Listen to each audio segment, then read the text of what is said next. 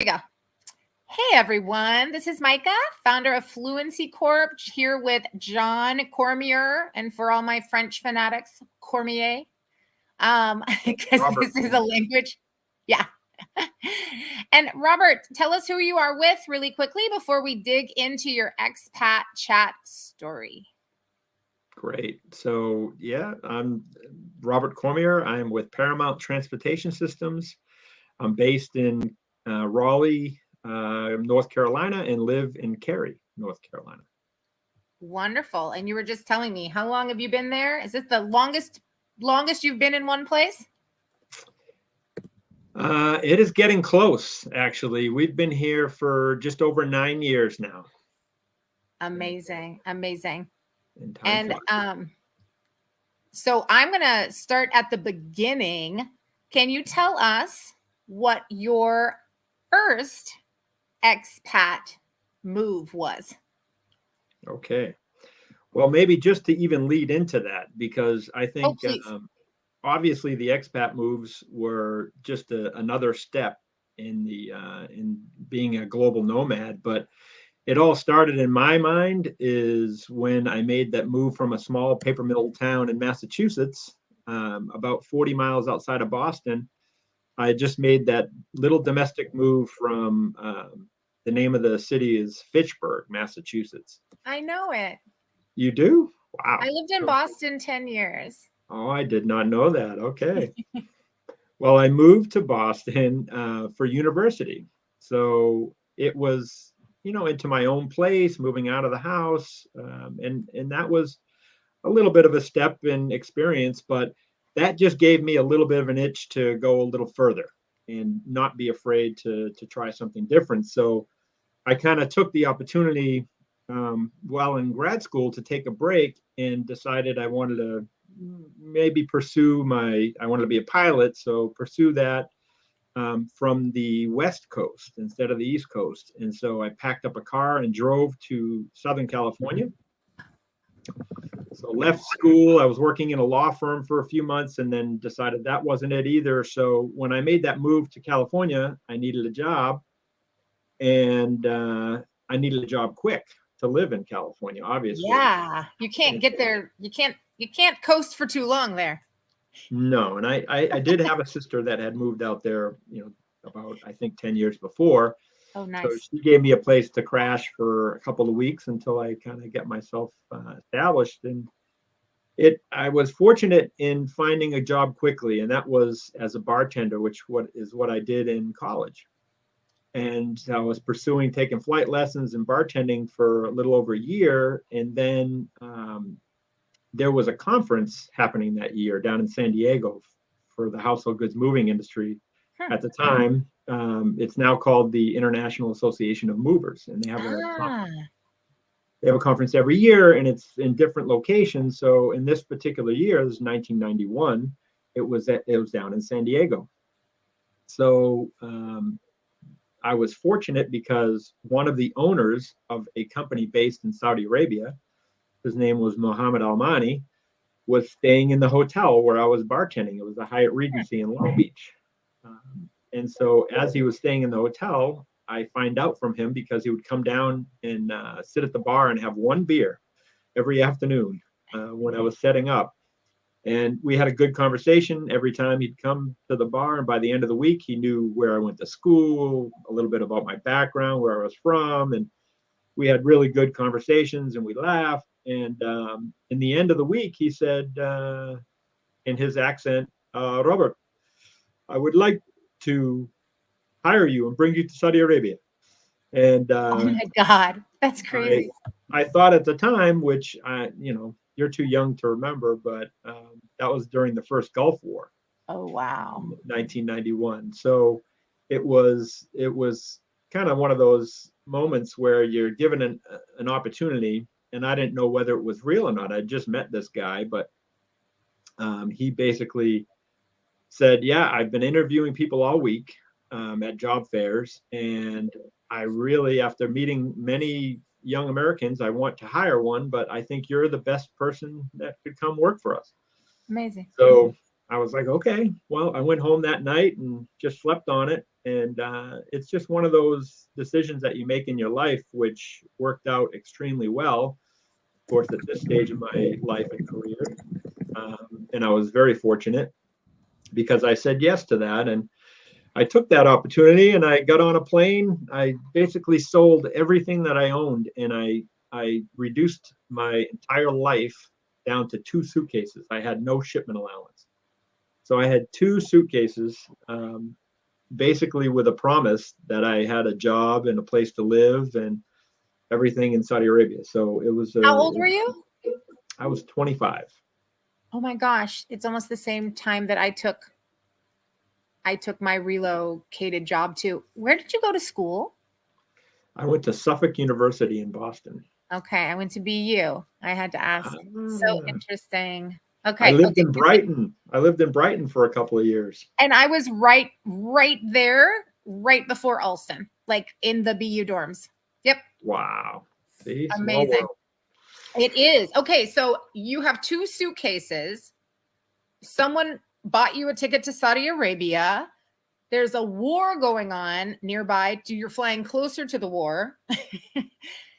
And they said, we'll give you a house. You'll have a job. I don't even know what the job is. And honestly, I didn't know either, other than the fact that I was going to be in sales. So okay, I knew what my job at least was going to be in Mexico. Okay, it was sales. So you had an idea and you knew what you were going to be selling. Yes? Right. Okay.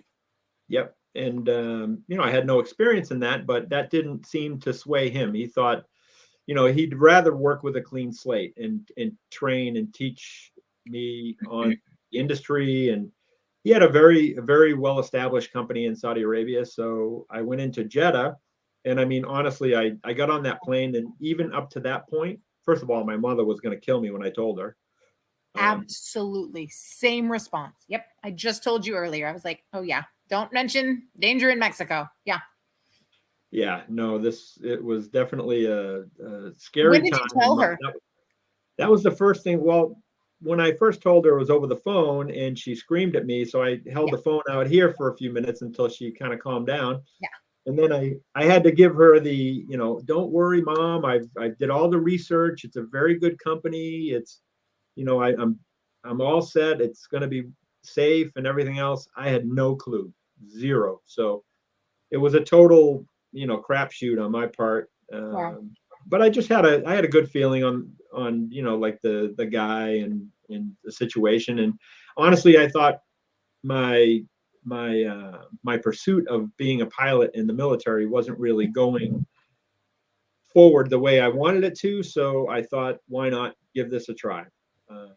And if somebody's willing to make that investment in me, then I'm going to go ahead and give it my best, So I did it. I got on that plane and I landed in New York, and sure enough, I went to the Saudia desk where he had told me a ticket will be waiting for me, and there was a ticket waiting for me. So I was relieved at that point, but still, the anxiety of having to travel the first time that you're traveling overseas, until you get there and really see what you're stepping into, it was definitely a lot of anxiety, I think, leading up to it. So needless to say, I didn't sleep on that flight going over, and I arrived in Jeddah, and he was there waiting for me and picked me up at the airport. So that was good. He took me straight to his house to meet his son, who now actually runs the company. Wow. Mr. Almani actually passed away just a couple of years ago, but his son that I met that day, who was just this little guy, was really cute. But I met him that first night in Saudi Arabia, and then we had a cup of tea, and then he took me to my accommodations. So he dropped me off my two suitcases and gave me the keys and said, okay, go through the gate and you're in house number 4. So I thought, okay, great, thanks. And he was going to pick me up at 7 a.m. Now at this time, it's about 11 o'clock at night. I am exhausted, just ready to go in and crash. You didn't sleep. So I did not sleep. And it had been, I don't know, so by that point, probably been like 36 hours or something. And, and so I get into the apartment, I open up the gate and it's a trailer park. So sure enough, I'm in trailer number 4 and the keys worked. Oh I my opened the gosh. door and there was shag carpeting from the 70s and dust everywhere. There was What year dirty was this? dishes. This is in 1992, in January of 1992. And still with the shag. Yes. And so there was dirty dishes in the kitchen. The bed hadn't been No. made. Yes. So it was nasty. Nobody thought to go in and clean this place. So Oh my um, God. I scrambled and figured out did as much cleaning as I could because I mean obviously I had to do the sheets and everything. So I don't remember how I figured it out, but I found the laundry machines in this trailer park and did the sheets. Went in and vacuumed, did the kitchen, basic cleaning, got the sheets, made the bed, crashed. Guess what time it was? By the time you went to bed? Hmm. 4. 4 o'clock. So I thought, all right, I got a couple hours sleep, and then he's going to pick me up at 7. Oh No my problem. God. First day, I'll sleep the next day, right? That's rough. And so I crashed, and then I am so rudely awakened by what I thought was an air siren, which was actually the first prayer call in Saudi Arabia. Oh, There I mean, you was knew nothing. Talk about the lack of culture training was certainly not what you were thinking of. yeah. This is long before cross-cultural training, or certainly any language training. So Oh yeah. Oh yeah. Okay. So what did you think? When did you realize what it was? it took me about a minute. I was on the floor on all fours, thinking that Oh there God, Robert. was bombs coming in, That's so and scary. and then I laughed because I heard the song come out of his mouth, and it was a speaker right outside the trailer park that was Wow. projecting into the trailer park. So, anyways, that was my first day in Saudi Arabia, and a little bit of a cultural experience, of course. But it was a great first experience. So 2 years in Saudi Arabia, and then returned to the States, and went back to San Diego, or back to LA, and started working for a French company. Okay. And over the course of I was there for about 3 years. Over the course of the 3 years, I opened an office for them down in San Diego. And that's when I was crossing the border into Mexico doing maquiladora business. Yes. And it was kind of more on the freight forwarding side, but still transportation. Yeah. So after a few years, honestly, that 2 year experience being overseas, it was calling for me to do something again internationally. And I think that happens to a lot of people once you experience it and you get over, that initial, I guess, hesitation about leaving everything that you're familiar with. Yeah. It becomes a bit of an addictive thing, is learning new cultures and I agree. languages and everything too. So I felt the calling, and then over the course of the 3 years, I had gotten married, and so had to consider my wife and her career and everything as well. But I got sign in from her, and we kind of opened it up to look what opportunities were out there. And I got a job with a company that I stayed with for 17 years, which was Santa Fe Relocation Services. How many years? 17. So Wow, Robert. they were headquartered in Hong Kong. So I moved initially to Hong Kong. I did not know that was the headquarters. Yeah, well, it was. Over the years, it moved to London because of acquisitions. And Okay, that makes sense. And that was over the years that I was there. I mean, it was a great Yeah. experience. So we had 11 years. I want to talk. I want to ask a lot about the Hong Kong move, because this was with your wife. This was with a partner, correct? Right. And what's her name, so that I can say her name? Beverly. Beverly. Okay, so let's focus on Hong Kong for a second. So I would like to know how you guys prepared for that move, because it doesn't sound like for Saudi Arabia, I can't ask these questions because there was no prep, right? Exactly. Yeah. So I was like, I think it's going to be a moot point for Saudi Arabia, any of my questions, because that was like a fly by the seat of your pants, life-changing decision. And And then, so let's talk about Hong Kong. So you're with someone else, you got to decide with someone else. What was the preparation for that? If you can talk about that. Well, it's a great question, and I really think that my wife, fortunately, had really traveled herself. She Oh, did the great. Where had she gone? Tell us about she her a little. she hadn't lived overseas, but she wanted to live in France, and she spent quite a bit of time in Europe, traveling around Europe and then in France. Wonderful. That's very So helpful. So you both had a little bit of a wanderlust? mhm, that's right. And so when I found out about an opportunity in Hong Kong, the first step was just to get her to kind of be in agreement that we can look at it, right, and see what the opportunity is. And I was very fortunate, and I think a lot of companies hadn't done that back then, but they Mhm. flew me to Hong Kong to do a face-to-face interview and basically do Oh, kind great. of a look-see trip, which Exactly. I think honestly that money is so well spent in Good to know. trying to determine whether an individual is the right fit. And it doesn't give you 100% accuracy, but I think it really helps to maybe at least eliminate those individuals that are going to have a real challenge moving and living overseas. It allows you to So, kind of see their first impressions and reactions before the hiring, right? right. Yeah. Yeah. And how they transition. I mean, obviously, the cultural differences going from the United States to Hong Kong, or even if it was that was the year that was in 1997. So that was the year that the the UK handed Hong Kong back to China. Oh, So wow. so that was an interesting time in Hong Kong, and there was a lot of companies that were very nervous about what was going to happen once the Yeah. Chinese kind of took control. And so it was an interesting time to be in Hong Kong, but at the same time, it was an exciting time, in my Yeah. opinion.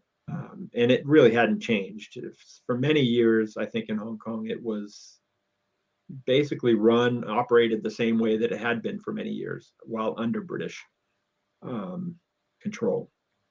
So, anyways, that trip really kind of cemented the fact that it was a good opportunity for me. Yeah. And so the decision when I got back was quite easy. Beverly was all in, like a great adventure, exciting. Oh, I like her already. Yeah. So I'm very lucky in that way because I mean, a lot of people would definitely not be so agreeable on that. It's a big change, Yes. right? Yeah, Leaving family, and her family did live at the time in Southern California, so she would be leaving, her family. So, absolutely. So but for you, people should go and check it out before moving. Yes? Must have. I w- I would always recommend that Yeah. for. I mean, if you can do it, Yeah. if you want to take your spouse, and if you have school age children, I would even go that far. And I'll tell you a little bit about that next move when we did have school age children. Exactly. Yeah. I want to get a good, yeah, 20 minutes for that one as well. Um, so for that one, and again, I just like people to hear these tips. So go and see it. And then I've heard, about these assessments of how successful people will be making a move like this. And Mhm. do you know like what I don't know if you guys move a lot of people, like what things do you look at to see if the relocation will stick or if they'll be successful there? We hear a lot about failed relocations and Mhm. wanting to avoid that. It's very costly. So how do it starts with choosing the right person, right? Exactly. Yeah. And any tips for that? Well, I think for me, it was probably a little bit easier than a lot of other people, just because I had already had an international experience, right? Yep. You're not too So risky. not that risky. Yeah. And I honestly think that the only way to establish, whether somebody is suitable, and there's all kinds of online platforms where you can do, self evaluation tests, and you can kind of Yeah. quiz somebody where it gives you some percentage of how successful they'll be or whether they're suited for a position. But honestly, I don't think that has gotten to the point or the level at this stage where I would really rely on that wholly. I think a lot of it is a gut feeling just based on having met and seen so many families relocate over the 30 years plus that I've been in this industry. So for companies, I think the best way that you can actually establish that is by firstly sending somebody to that destination where you intend to send them to work. Yeah. Have them meet with key stakeholders in that destination so that there's the personal relationship, that they have an opportunity during that look-see trip to establish a little bit of a relationship with those individuals they're going to be working with. Whether it's an HR person or a combination of your key stakeholders, but have them meet. And then after they have that meeting and that trip is completed where they've had time with each of these individuals, and I think a lot of that impression will be established outside of the work environment. So if you go out and have dinner and you have a couple of drinks with an individual, you get to know them, you peel away the layers a little bit, and everyone can put up a great first impression and maintain that, professional, I guess, appearance when you're in that work environment. But then once you let your guard down a little bit, you get you can peel away the layers and see how that individual really feels about the situation, the opportunity, and everything. So you let it kind of just happen the way that it naturally will happen. But I think on the tail end of that trip, you kind of get some feedback from those key stakeholders. I mean, I can tell you that I did it while we were in Hong Kong. Some of our corporate accounts would have us do what we call the look-see trip for the professionals that were coming out. So as a service provider, as like a relo provider for that corporation, we would have the opportunity to just set up a day trip with that individual. And we would always end it with a dinner at night. We'd probably take them on a junk trip to an island and have a seafood dinner or something. But at the end of our time with them, we would also go back and just give some honest feedback on our impression, right? That's nice. That's a plus. And you're getting a third party to just give their open, without any, you don't have to put any weight on it or whatever, but it's just our opinion. And our opinion carried a lot of weight simply because, we experience a lot of failed assignments, right? Yeah. We're moving people back out of Hong Kong that should have never been there in the first place. Yeah. And exactly. For a myriad of reasons. I mean, it could be just, it's not the individual, the working person, it's the trailing spouse. It's the family, the children. If you're moving children that are in their teen years, so high school age, we kind of looked at it like 11 or 12 years old. It's not that it won't work. It's just, it's going to be more of a challenge. And as a parent, are you really ready for that? And whether you're ready or not, it could have an effect on the assignment, on the individual's productivity. I mean, if their family's not happy and they're miserable and it's ongoing, then it's certainly going to affect the person's work as well. Yes, I have a 1.5-year-old, and I'm kind of like, all right, I got a good 6 years to go a little crazy with the traveling, and then we need to stay put. Yeah, I agree with you. It's not impossible, like you said, but it needs to be greatly taken into consideration how challenging that might be. Right, and I'll share a little bit of that with the moves that we had. Exactly. Okay. To be continued with what our opinions are with the kids. Good. Exactly. Okay. So, so that time in Hong Kong, honestly, I really think that little look-see trip that I took really helped a lot. Were you there about a week? It was probably only about 4 days. It was like a long weekend. I think it was a Thursday to a Sunday or Thursday to a Monday or something. Perfect. Okay, that's good for people to know. It doesn't necessarily need to be an entire week. It was very effective. I mean, that's a long flight, right? And then it was maybe 4 nights? It was 4 nights, Okay. and every day I was getting together with different people from within the organization. So I had a chance to kind of meet the people that would be reporting to me. I also met obviously the CEO and the Yeah. COO.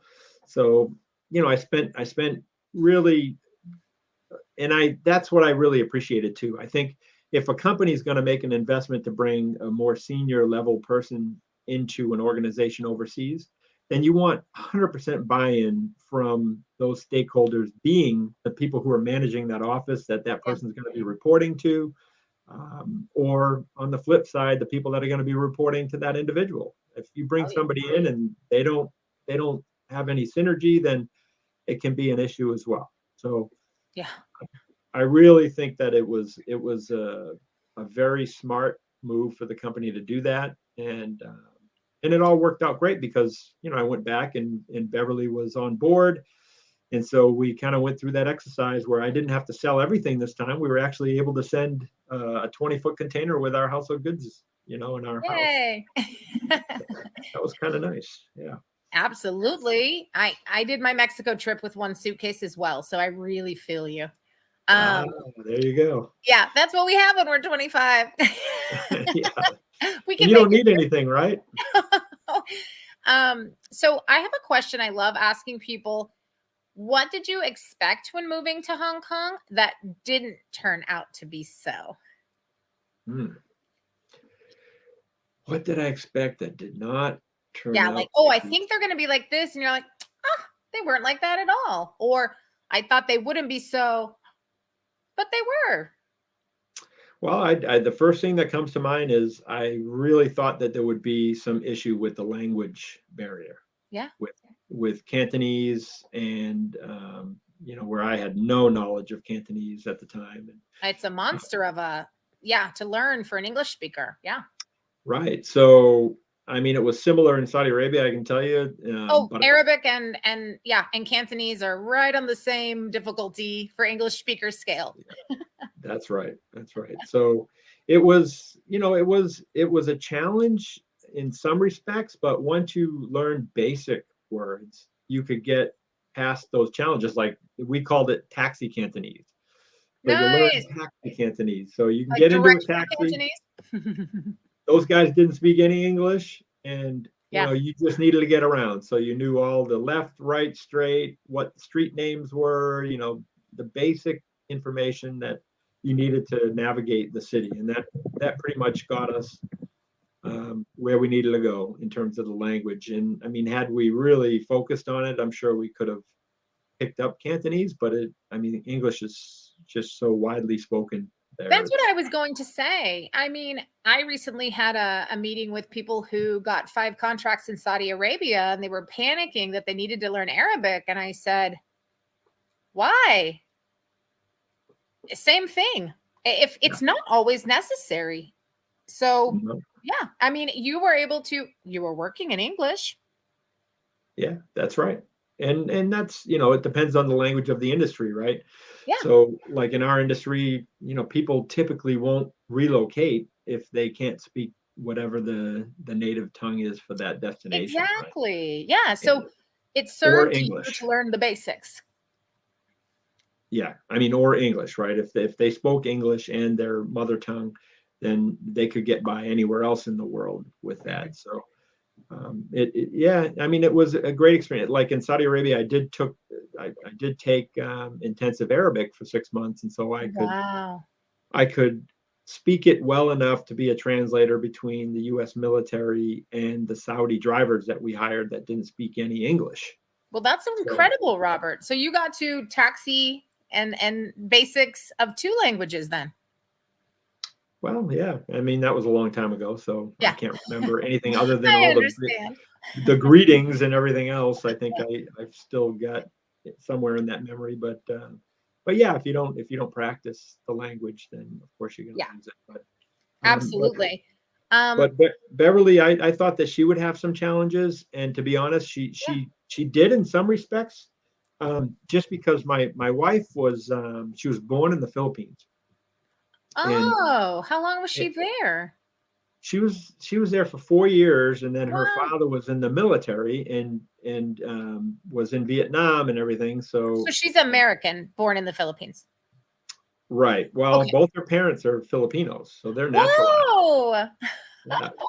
Yeah. So, Amazing. but when he got into the military during Vietnam, into the Navy, he relocated the family to California. Wow. So she was raised in California. So, but Amazing. her appearance is definitely Filipino. And Sure. and in Hong Kong, there's a pretty large Filipino community there, but in Hong Kong, the majority of the Filipinos there are actually working as domestic helpers. That makes So sense. Yeah. so it I think that was a little bit of a challenge for her because she would be mistaken as a domestic helper every time somebody would talk to her, and they would say things like is your boss home, uh, Oh, like something at, like that. she's answering the door and she's not the homeowner, they think. Right. So it's like an immediate assumption that Immediate. Yep. people would make, and it's I think she was a little bit stunned by that, and not that there's anything wrong with being a Well, domestic helper, but for somebody yep. to assume that you're a domestic helper, without really knowing, then I think it maybe Well, can be a little bit.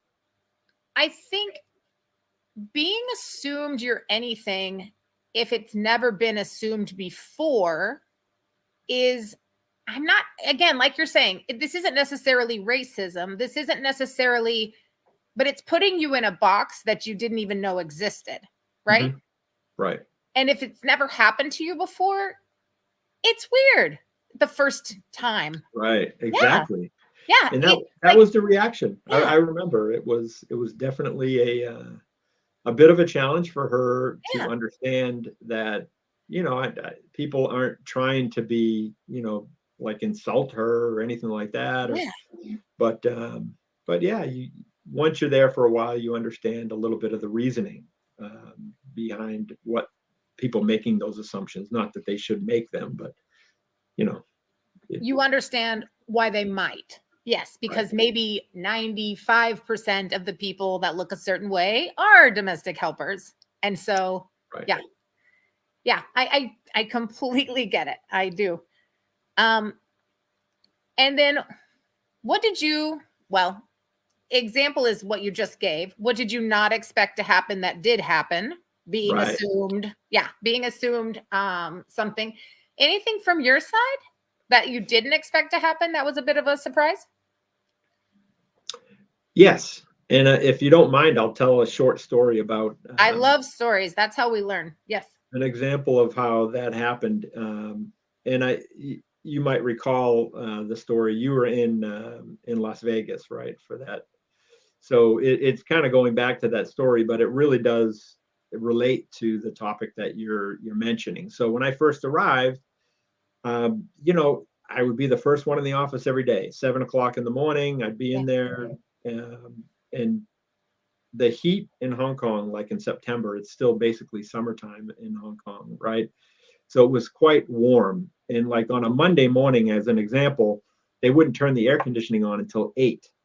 So 7 o'clock in the morning, when you go to the office and they haven't turned the air conditioning on yet, and it's been off all weekend, it is steamy in the office. So it's not So like the US where it's always on, even if the building is empty. no, no, Always. that's right. But that's not really the story.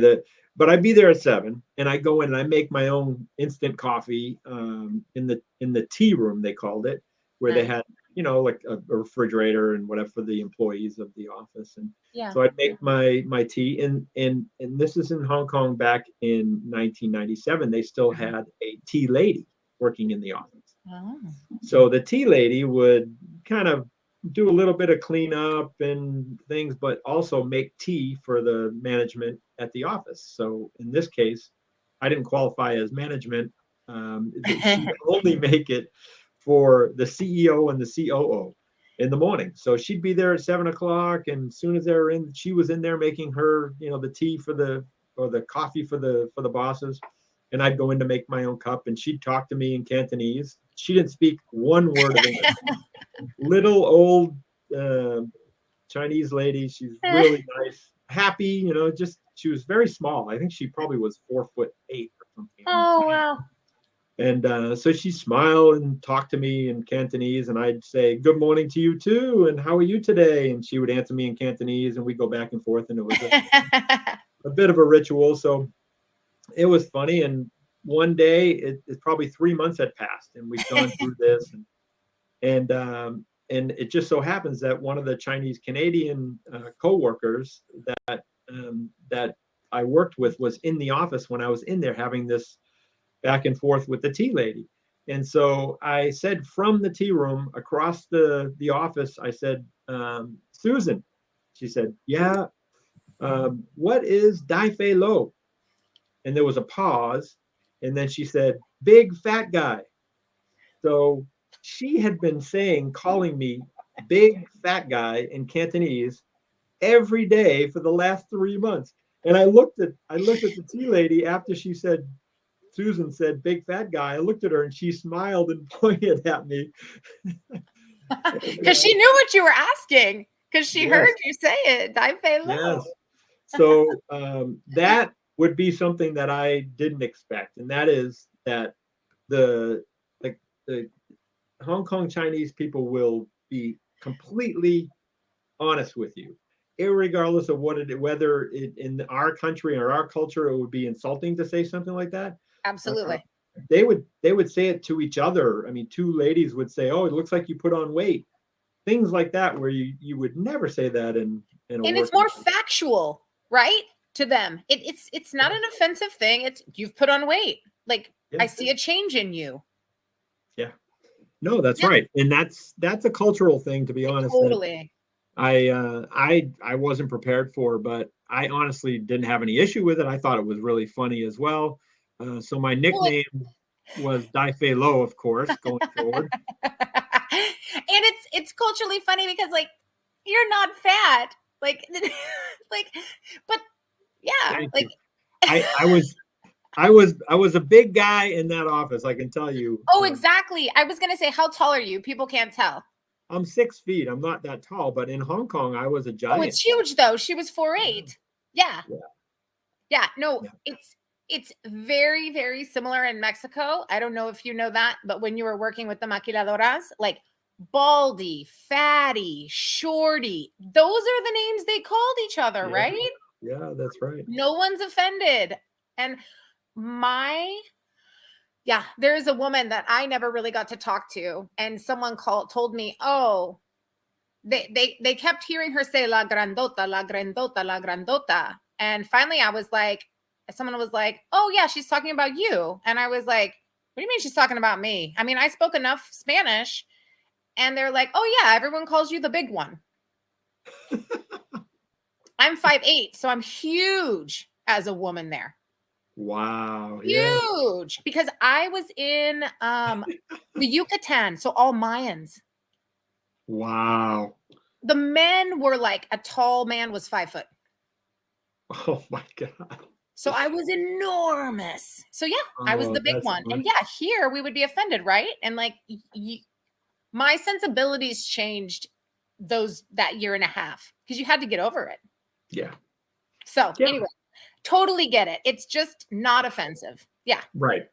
So that was one of the nicknames. The other nickname that I got was Ah Chu, because I sneezed all the time. I had allergies. I was like, a sneezing?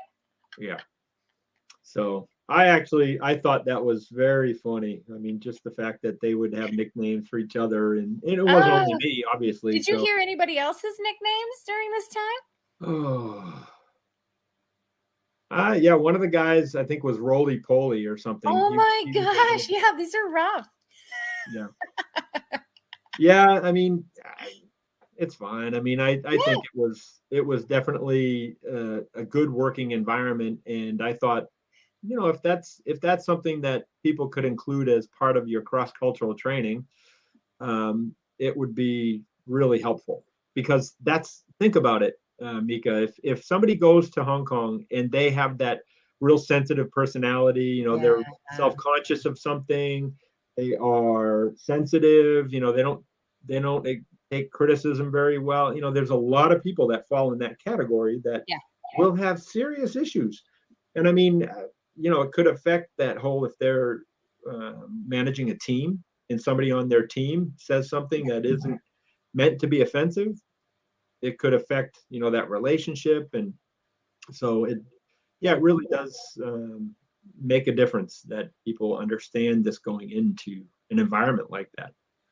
So I want to transition so that we can really talk about the kids and how that worked.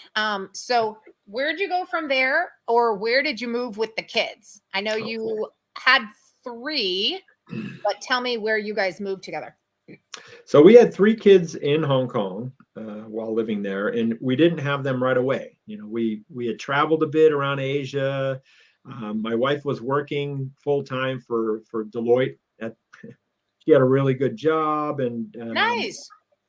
so everything was going well, and we were traveling and seeing Asia. But then we decided it was time to have kids. So in 2002, we started with our first, and proceeded to have 2 more. So we had 3 kids while in Hong Kong.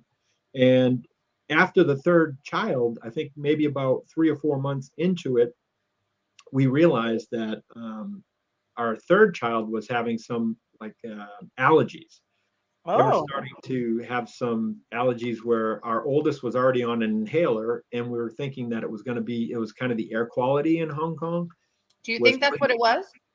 Yeah, so we weren't 100% sure, and the doctors actually wouldn't tell us that that was what it was. Huh. So I was in a fortunate position at that time with the company that I could relocate and work from anywhere in the role that I had, Wonderful. because it was a global position. And so I decided, for the sake of the family, I'm going to try to move them into a cleaner environment. Okay. And so we decided that Singapore was a great location for us. We had a big office there. The air quality definitely was much better. And I could easily travel from that location as well. So that was a big move for us, because, going from just the 2 of us to now 5 of us making that relocation definitely took a lot more consideration. And once again, though, to be honest, I think that's where it was important for us to do a look-see trip, go over there and look at the schools, look at the housing situation. Is it going to be a good move for us from a family perspective? Yeah. And our oldest at that time was just going in, I think was in the 1st grade in the British school system. Okay. In Hong Kong. That was what I was going to ask. In Hong Kong, they were in the British school system. They weren't doing Cantonese. They were taking Mandarin. Okay. She was in Mandarin from the age of 2 at the preschool. They start very young there at 2. But that makes sense. They really need it. Yep, that's right. Well, I mean, she was in language training for Mandarin, not Cantonese, which is interesting. But Mandarin, most of the schools feel that that's a more beneficial language to learn, because only people in Hong Kong and southern China speak Cantonese. Yeah. Mm-hmm. More useful. Right. So that's kind of the direction we took, where we wanted the kids to learn Mandarin while they're there. I mean, it was, they're sponges, they'll pick it up. Mm-hmm.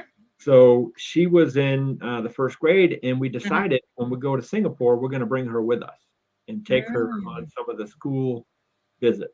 So she's about 6. She's about 6, exactly. Okay. And so we actually did that. We took her with us. We were there for probably similar, 5 days, 6 days. Visited quite a few schools, looked at some properties, got a good feel for that environment, and decided it was a good move for us. Nice. And so got back and packed everything up and made that transition to Singapore with the 3 kids. And obviously the other 2 were too young, so they didn't really, give their opinion. Yeah, they weren't going to be an issue to relocate as long as everyone else, the family, was there. So. And did you choose Singapore in order to stay in the time zone, because you weren't changing jobs per se, or did you change jobs and you were now going to work in the office in Singapore? Tell me a little bit about that. Yeah, so actually it was the same job. It was a group role that I had. Okay.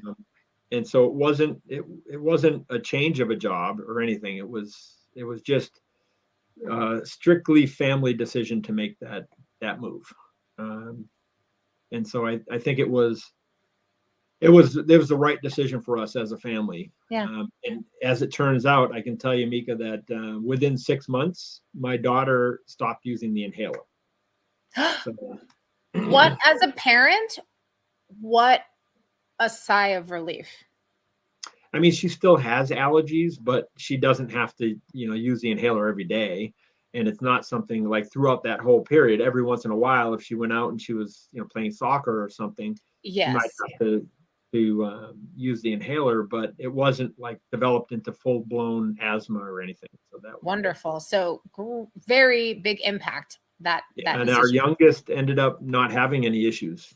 Didn't have to get an inhaler at all. Where I think that's the direction that he was going in as well. So And in Hong Kong, do most children have them? Is it just kind of a norm? a lot of children definitely have them, and I mean China's even worse Yeah. because the air quality in China it can be extremely bad. I mean, really high So particle count. so I want everyone to hear all about the transition for the 6-year-old. And I'm also curious because that's the time in children's language acquisition and learning that they stop becoming a sponge and start becoming a little bit more analytical. So I love that you took her. They start, like you said, having, an output as opposed to just taking it in. Right. And so for that first year for you, I like to ask people, for that first year, from 1 to 10, what would you score it? So 1, it was the hardest year of my life. 10, it was super easy. Like, what was that first year?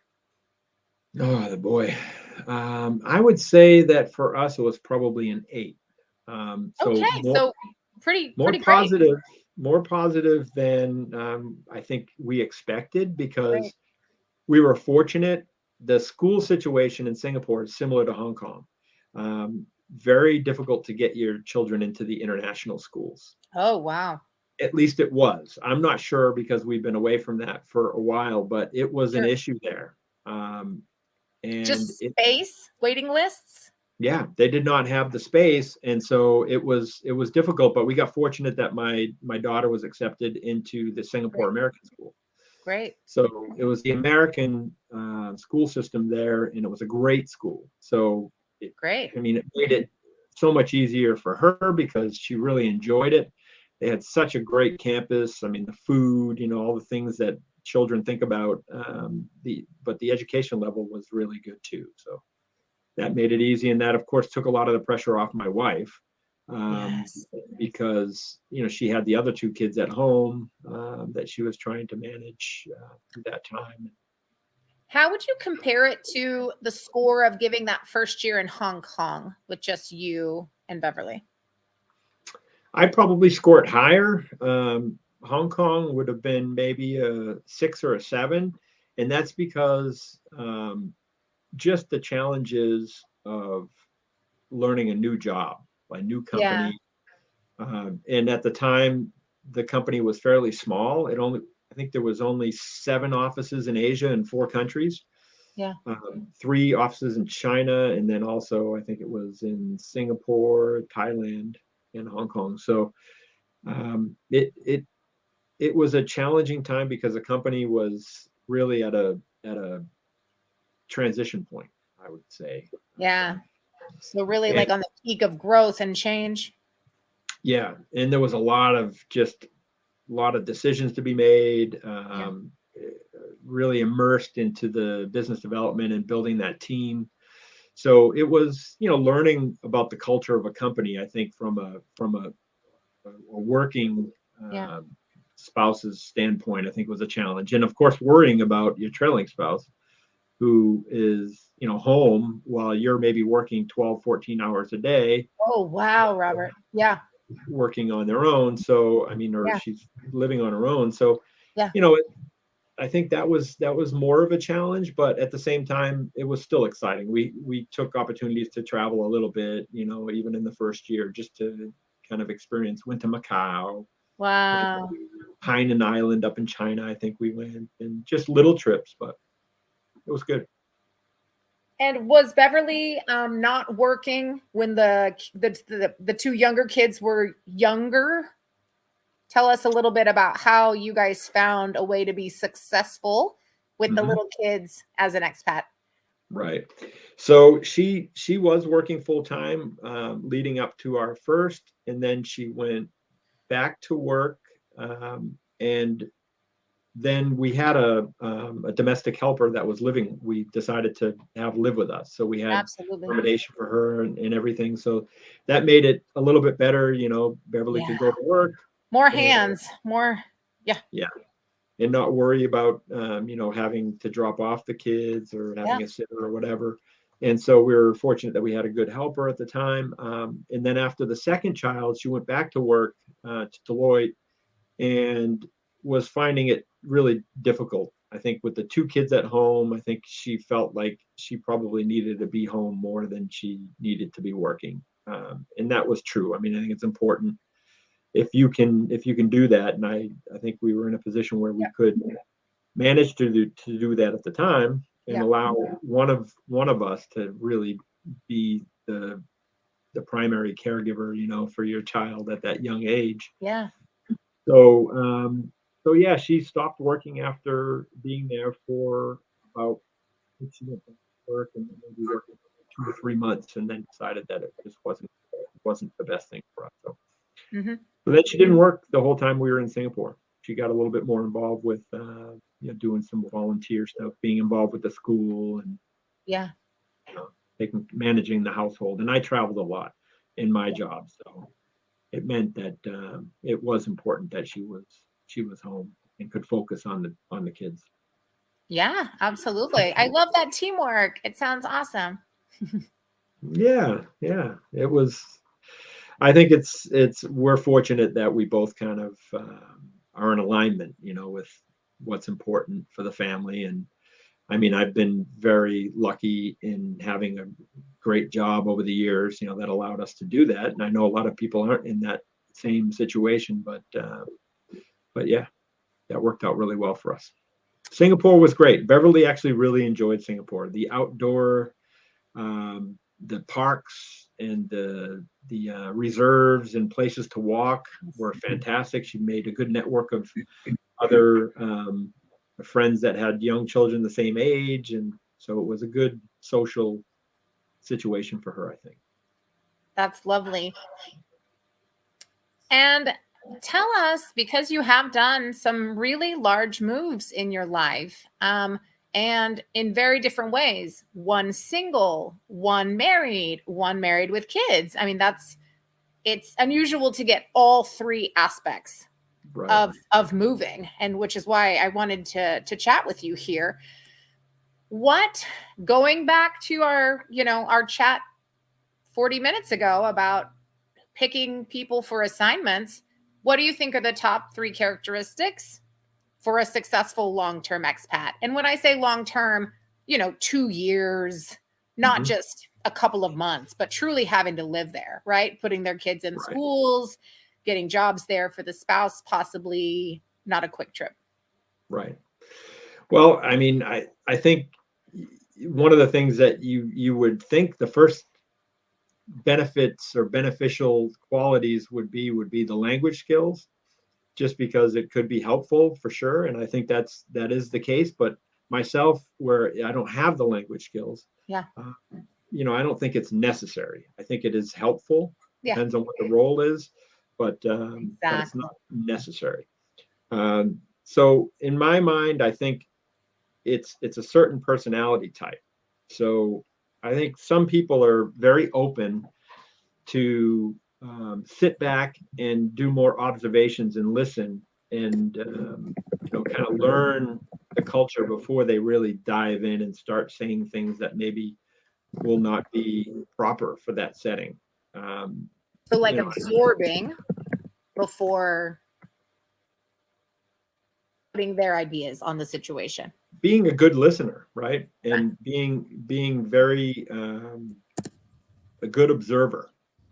So you're willing to step back and not make assumptions on what you think it's going to be like. You get there, experience it, and then establish, your understanding of that culture. And I think certain people just don't allow that to happen. They go into the situation like they're in their home country. Or I can tell you, having lived on both coasts, you can go into one, city and act the same way you did in your origin city, and it will be completely unwelcomed in that setting. Oh, yes. You did go coast to coast. It's so true. Yes. Mm-hmm. Or even north to south, because being from the Boston area and then coming down to North Carolina and being in the South, of course, it's completely different, as is Texas, where you're living, right? Yes.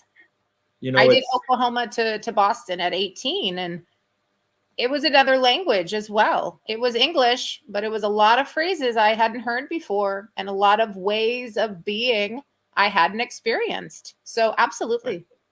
So being open-minded, right? Going into that situation with an open mind. Don't allow your preconceived notions or things that you've seen on, the media or movies or anything else influence how are you going to go into that new situation, right? Experience it yourself. Allow yourself to be immersed in that culture. And there's certain people that can do it and certain people that cannot. And I think that was one of the warning signs that we saw overseas when we met with expats or potential expats. They're the ones that want to join. Like if it's an American, they want to join the American club. They go straight from their building, which is mostly Americans, to their American club, and then their kids are going to the American school, and they don't experience that culture of being in Hong Kong at all. I think that is almost like a recipe for disaster, because it's just a matter of time before there's going to be some unhappiness with the family unit, and the individual needs to understand the culture in order to really be successful in that culture. From a working perspective as well. And, that's not 100% for everybody, but I think it definitely is one of those things that you want to look for when trying to make sure that an individual is going to be the right fit for that role. What would be another? So open. So I call it kind of like the bubble. And I always like to let people know, we actually talked about this yesterday because someone said, is it only Americans and British that do this? I don't think so. I think that's why we have Japanese neighborhoods in Dallas. We have Indian neighborhoods in Dallas. We have Vietnamese neighborhoods. Like people, I think most people, the human nature, right, is to be with the people like them. Right. That's true. Yeah. And so we have to your point, see which people are going to step out of that comfort zone and bubble and integrate and try to understand a little more, right? Right. And that would be probably the second point, is if there's a family involved. If it's a single person, obviously you don't have to worry about it. But if there's a family involved, then how much buy-in do you have from that family? I mean, just because the individual is willing to take an assignment and seems like a good fit doesn't necessarily mean that the family that's going to be accompanying that working spouse is going to feel the same way, right? So that would be another thing that I think is worth the investment. And I mean, we've done it in the past where we've set up a LinkedIn call or a video call with the children. Interesting. I was going to say, how do you figure that out if the family has buy-in? So tell us what you did. And this will be our last little question. Okay. So in our case, we actually set up a call with an individual. I think he was working for Pratt Whitney or something.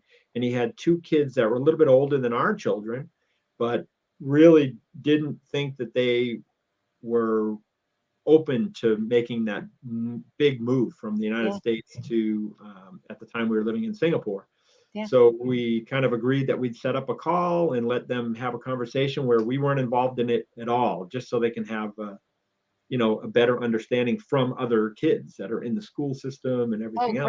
great. And so they did that, and the family ended up taking the assignment. The children asked, they were prepared with like notebooks and questions of, about the school, Amazing.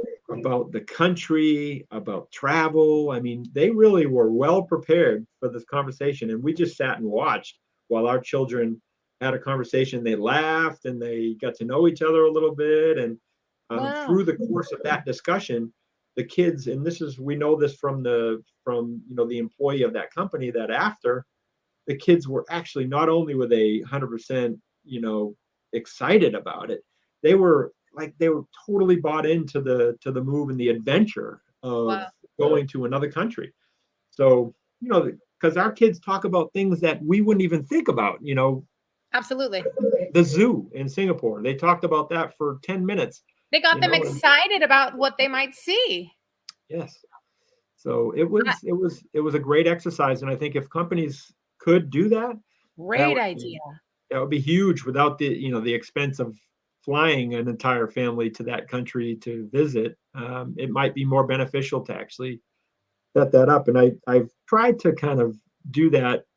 It's very difficult to do. We just happen to be lucky that our kids were kind of in that same age group. I mean, I think maybe 4 years difference or something, but it was a great, and they ended up being friends with our kids and everything. So it was great.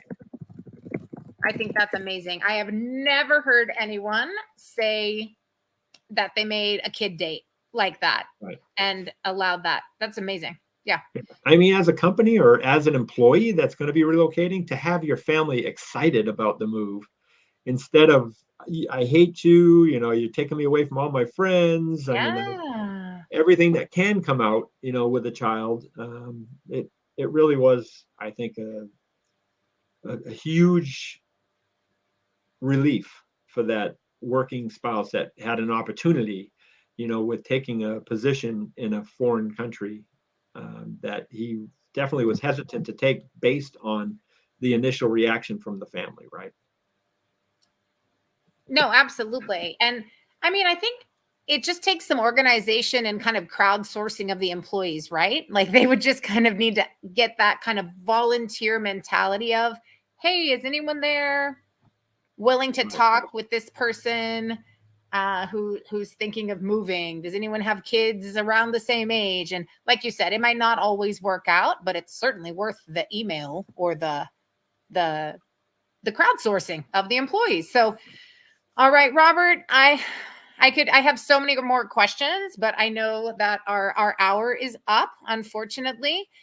I just want to say thank you so much. You have such a unique story, like I said, from so many perspectives of single, married, with kids, and now you're back in the US. And like I said, I'm so excited. I'm so curious, like how the kids, like they didn't grow up in the US. So I have so many more questions, but maybe we'll have a round two. I was going to say, we can have a part two because we still had another move to Malaysia before moving back here. Okay. So let's do, in the summer, I'll have John reach out to you again and we will do a part two. And remember, John's going to reach out to your daughter. So we are excited to learn that kid's perspective as well from all these moves. So Thank you again for your time. And it's just been an absolute delight. I enjoyed it as well. So I look forward to the next one. And I appreciate the opportunity. Thank you, Mika. Thanks, Robert. Bye, everyone. And everyone, I wanted to say, reminder, we have a Spanish for HR class that we're doing for free. It's every other Wednesday at 11 Central. If you would like to sign up, please go to the Fluency Corp LinkedIn or Micah Bellew for the LinkedIn. And then we also have an English for business classes. And the same thing, my LinkedIn or the Fluency Corp LinkedIn. All of this is free, just helping our community with language. All right. Thank you, everyone. Thank you.